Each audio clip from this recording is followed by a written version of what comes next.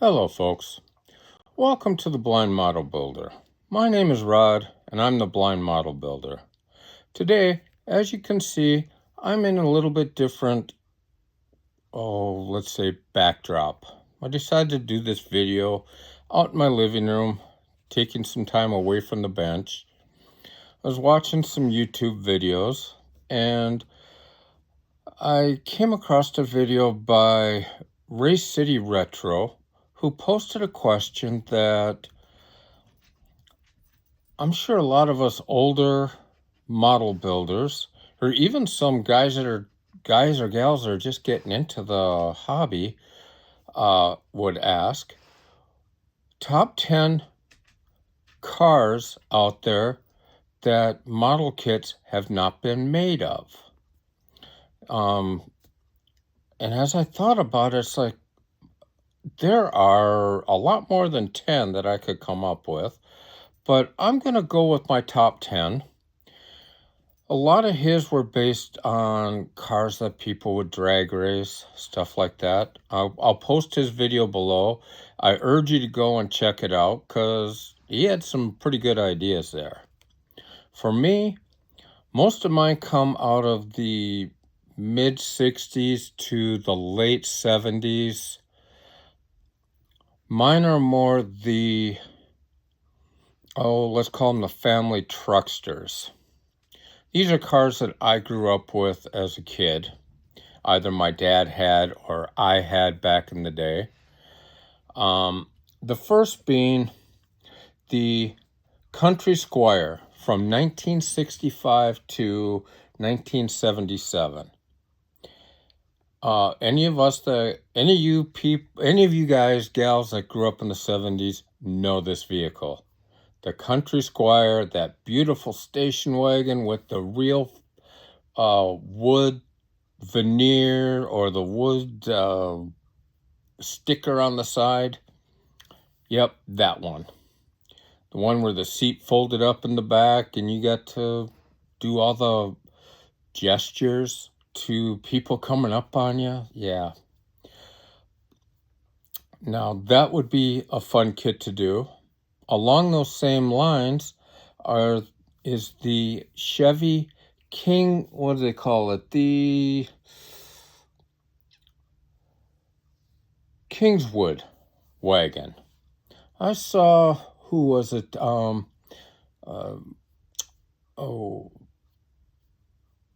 I have to remember the name of the show. Gas Monkey Garage do one of these. Stuck a big old blown motor out of the hood. It was a cool looking build when he got done with it.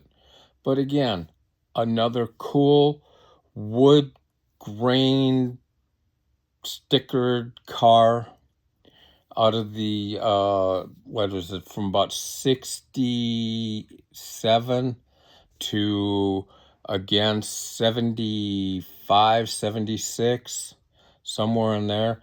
Those big old boats. It generally the early ones came with the, anywhere from a 350 to a 400. You may have been able to get a 454 in it. Don't remember. But by the end of the run, they were down to just the 350s, small choke cars. But again, they were cool for their times. And along those same lines is the Dodge version, the Monaco Royale wagon. This car was produced from, again, the ones I'm talking are 69, I believe, to about 77. The big ones, not the smaller ones. And along those same lines are the Newport wagons from Chrysler. Cool cars, big, boaty, floaty, you know. That would be basically my 10, 8, 9, and 10 right there. Now we're going to get down to number 7, the Oldsmobile Delta 88. My preferred year is a 73. My dad had one. Great car. Again, typical early 70s GM product, but the dashboards from those 70s era GM cars were all different from one manufacturer to another. It'd just be fun to see an Oldsmobile of that era. I mean, you see, I think like right now I'm building a 76 Impala. Okay, how about a 76 Delta 88? The dashboards were actually a lot cooler in those than they are in the Impala, as far as I'm concerned. Buick had a pretty cool one out as well. You know, Cadillac. I mean, I think Johan made a 77 DeVille, Coupe DeVille, that you could get. Try and find one of those on eBay. Not cheap. Next is going to be my number 6, a 1985 Grand Prix Pontiac. I know they made that kit in a stock car version, but I don't recall if they ever made that in just the street car. I know they made a 1970, which would also be another cool kit.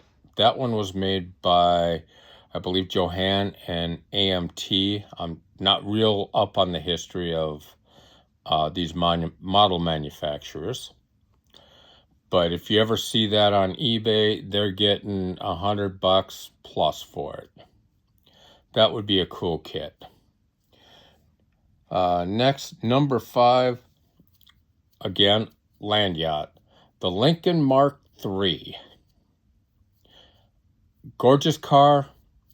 Came out to compete with the Eldorado in, I want to say it was 67, 68, somewhere around there. The Eldorado being front-wheel drive, which Johan made that kit. Again, an expensive kit if you can find it. But the Mark III was never made. And then, again, my number 4 pick would be the Lincoln Town Car, preferably the 77. That thing, my uncle had one, and I got to borrow that for prom. Lots of fun in that car. That's all. I'll leave it at that. Let your imagination go wild. That was a fun car. Those things could pass pretty much nothing, including a gas station. Now, my number 3, this was just the ultimate and cool. I want to say it was 1970. You guys can correct me if I'm wrong, but the Chrysler 300 Hearst edition. Cool.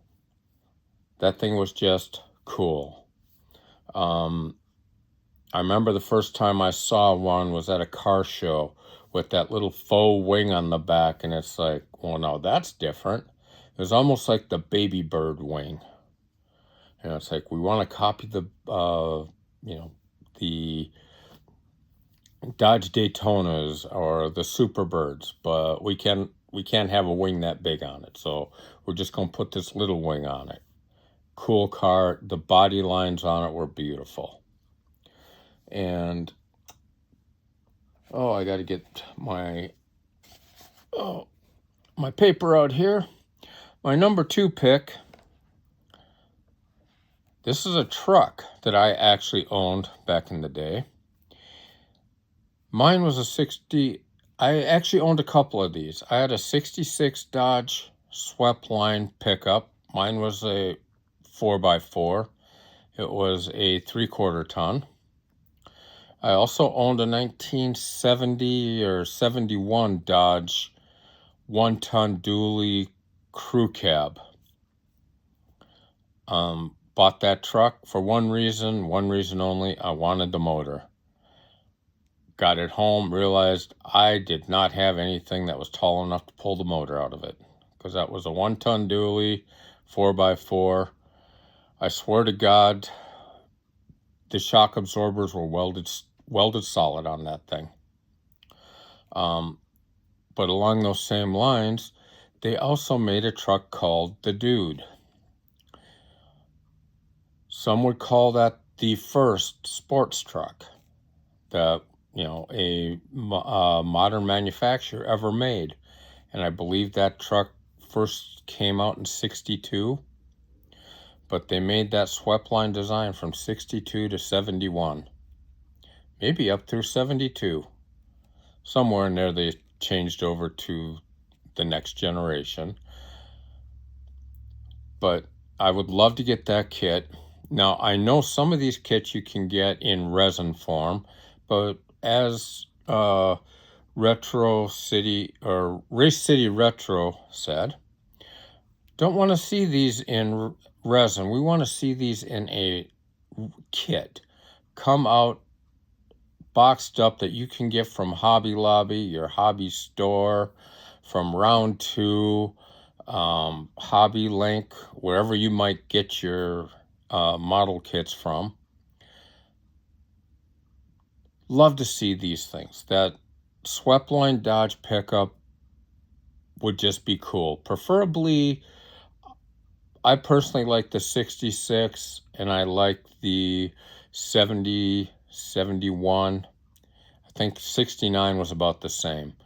I love those. The 66, the shift, I remember that one. The shifter on that was on the dash. It was like steering wheel, radio, shifter. The most inconvenient place for it, but it was different. Now, my number one kit that I would love to see come out,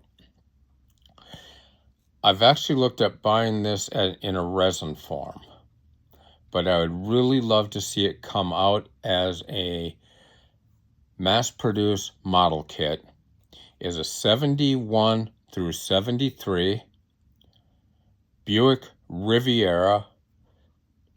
It can be the GS, it can be the standard, either or, but with the Buick 455 in it. Personally, my personal favorite for those are the 72s. I just think they wound up mixing it almost perfectly with that boat tail. They didn't have the big safety bumpers on them. My favorite year of the Riviera. And for me, I'm looking for that. My son actually owns a 1973 Buick Riviera, and I would love to build that kit for him as a replica of what he's trying to do. And he's not trying to lower this thing or hop it up, chop it, nothing like that. He's trying to keep that thing just bone stock. And he's got one with 54,000 actual miles on it. Now, I would love to build that kit for him. I just can't justify. I think I've seen just the body go for $80. A resin body. And if you can get a resin kit, I mean, it's not going to have an opening hood. It's going to be what they call a curbside type of resin body style, almost a promo. Those are $150 or more. So right now, I'm hoping one of the model companies will come out with that. I would love it. But now those are my top 10 that I would love to have a model kit of. A lot of them are just nostalgic, bring me back to my childhood. Being someone that grew up through the 70s, that's where I found my love affair with cars, was in the 70s. So, and there are some other honorable mentions here when you talk about the station wagons. Oldsmobile Vista Cruiser. If any of you were lucky enough to ride in one of those with those opera type windows that the sun would beat right down and cook you in the back seat, oh yeah, loads of fun. My dad had one of those. I think his was a 71, if I remember right. But yeah, any of those kind of kits would be great. And what might really be cool, come out with one of those wagons and put something that you might see being pulled behind it in the 70s, 60s or the 70s. A tri-hulled outboard type speedboat or a pontoon boat, or as we like to call them when I was in my teens, 20s, the party barges. You had the wagons that were the land yachts, and you had the pontoons that were the party barges. So, with that, I'm going to let you guys go. Have fun building. We'll catch you next time. Bye.